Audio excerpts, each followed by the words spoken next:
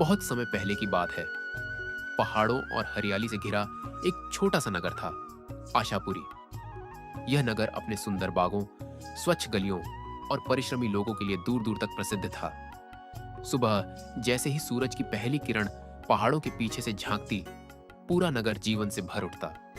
दुकानों के शटर खुलने की आवाजें, मंदिर की घंटियां और खेतों से आती बैलों की घंटियों की झंकार, सब मिलकर एक अद्भुत संगीत बनाते। आशापुरी के पास ही एक छोटा गांव था, निराश नगर। नाम जितना अजीब था, उतनी ही अजीब वहां की सोच। यहाँ के लोग मानते थे कि किस्मत ही सब कुछ है। कोई किसान कहता, फसल तो भगवान के हाथ में है। कोई कुम्हार बोलता, हमारा हाथ क्या कर लेगा जब किस्मत ही रूठी है। धीरे धीरे इस गांव में मेहनत की जगह निराशा ने ले ली थी। इसी गांव में दो दोस्त रहते थे, अर्जुन और माधव।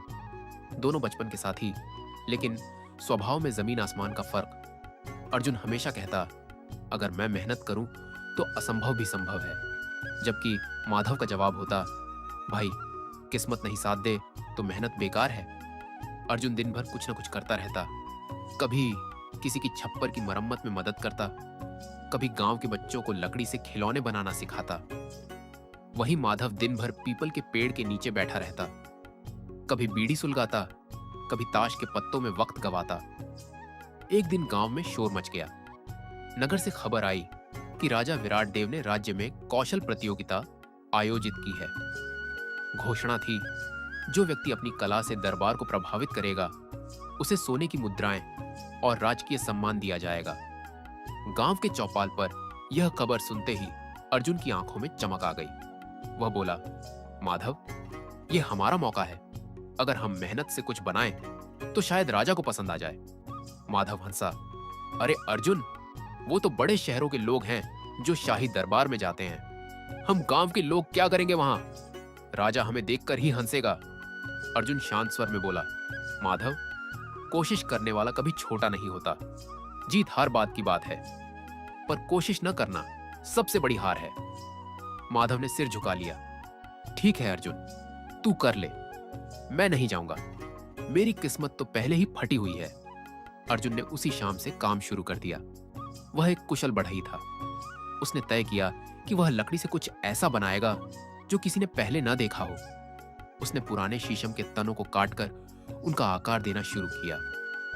रात दिन मेहनत करता रहा। जब चांद निकलता, वह लालटेन की रोशनी में भी लकड़ी तराशता। उसकी हथेलियां छिल गईं, उंगलियों में छाले पड़ गए, मगर उसके होंठों पर हमेशा वही वाक्य रहता, मुझे खुद पर विश्वास है। वहीं दूसरी ओर माधव खेतों के किनारे बैठा, हवा में उड़ती धूल को देखता और सोचता, क्या वाकई मेहनत से किस्मत बदल सकती है? फिर खुद ही जवाब देता, नहीं, अर्जुन पागल है, ऐसे ही वक्त बर्बाद कर रहा है। दिन बीतते गए। अर्जुन का काम अब आकार लेने लगा था। उसने लकड़ी से एक सुंदर 4 पहियों वाला रथ बनाया था। रथ के पहियों में महीन नक्काशी थी और उसके ऊपर बारीकी से तराशे गए छोटे छोटे फूलों के डिजाइन, जिसे देखो दंग रह जाए। अर्जुन रोज माधव को बुलाता, मित्र आकर देख, यह बन गया मेरा रथ, तू भी कुछ बनाना शुरू कर, अभी समय है। माधव हर बार टाल देता, फिर कभी, तू ही जाना दरबार में। आखिर वह दिन आ ही गया। राजा के दरबार में देश भर के लोग इकट्ठा हुए। किसी ने पेंटिंग बनाई, किसी ने मूर्ति गढ़ी, किसी ने गाना गाया, तो किसी ने नया औजार दिखाया। अर्जुन ने जब अपना रथ प्रस्तुत किया तो सारा दरबार स्तब्ध रह गया। राजा खुद उठे, रथ के पास गए। उन्होंने हाथ फेर कर कहा, यह तो शाही स्तर का काम है। कौन हो तुम, युवक? अर्जुन ने झुककर कहा, महाराज, मैं एक साधारण बढ़ई हूं, पर मैंने खुद पर विश्वास रखा। राजा मुस्कुराए। यही आत्मविश्वास व्यक्ति को महान बनाता है। तुमने मेहनत और विश्वास से चमत्कार कर दिखाया है। राजा ने आदेश दिया, इस युवक को 100 स्वर्ण मुद्राएं दी जाएं और राज कर्मचारी के रूप में राज्य के शिल्प विभाग में स्थान दिया जाए। पूरा दरबार तालियों से गूंज उठा। उसी शाम अर्जुन गांव लौटा। लोग उसकी सफलता पर झूम उठे। बच्चे उसके रथ को देखने के लिए दौड़ पड़े। महिलाएं उसके लिए मिठाई लाईं। बुजुर्गों ने आशीर्वाद दिया। लेकिन माधव उस भीड़ में सबसे पीछे खड़ा था।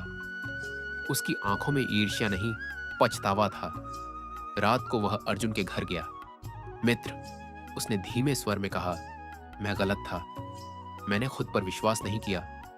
आज अगर मैंने कोशिश की होती तो शायद मैं भी कुछ कर दिखाता। अर्जुन ने मुस्कुराकर कहा, माधव, अभी भी देर नहीं हुई। विश्वास का रास्ता वहीं से शुरू होता है जहां डर खत्म होता है। अगले दिन से माधव ने खुद को बदलने की ठान ली। वह मिट्टी के बर्तन बनाता था, लेकिन बरसों से काम बंद कर दिया था। अब उसने दोबारा चाक पर मिट्टी रखना शुरू किया। पहले दिन ही बर्तन टेढ़ा निकला। दूसरे दिन मिट्टी सूखने से पहले ही टूट गई। तीसरे दिन उसने चाक पर हाथ रखा तो मिट्टी उसके हाथों में फिसल गई। उसने गुस्से में चाक को लात मार दी, लेकिन फिर अर्जुन के शब्द याद आए, मुझे खुद पर विश्वास है।